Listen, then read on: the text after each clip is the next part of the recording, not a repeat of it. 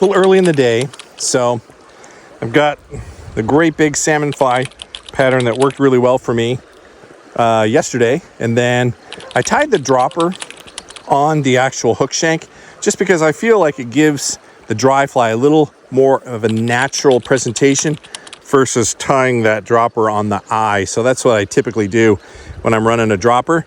And I've got about 2 feet to my purple fly here, and I'm going to run it through this riffle. I'm also using 4X.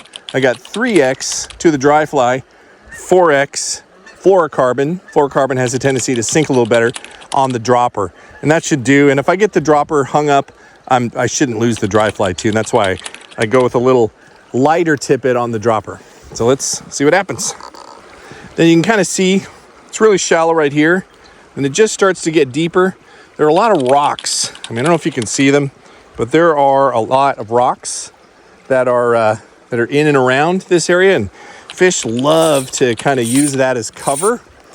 So I'm going to kind of cast my fly up and then let it fall over. I don't want to disturb the water, so I'm going to cast where I know there's probably no fish, and then make my final presentation kind of out here. That went out further than I wanted to start off with, but ooh, that looked like a takedown.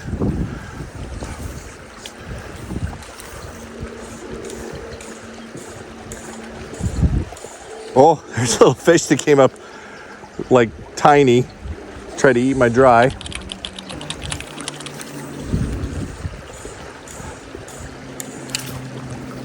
That looks suspicious.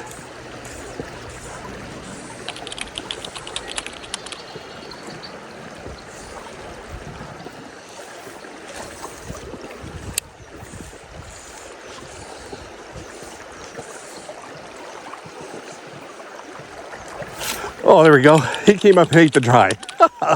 Oh, that's fantastic. Yeah. That is a nice, solid fish. Beautiful.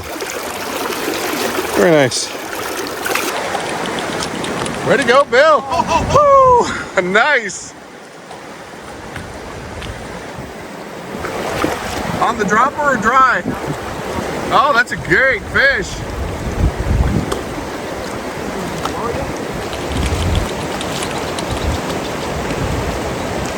Can you show it off? Bill, can you show it off? Oh, very nice. Very nice. Fish on. Fish on. That's great. Way to go.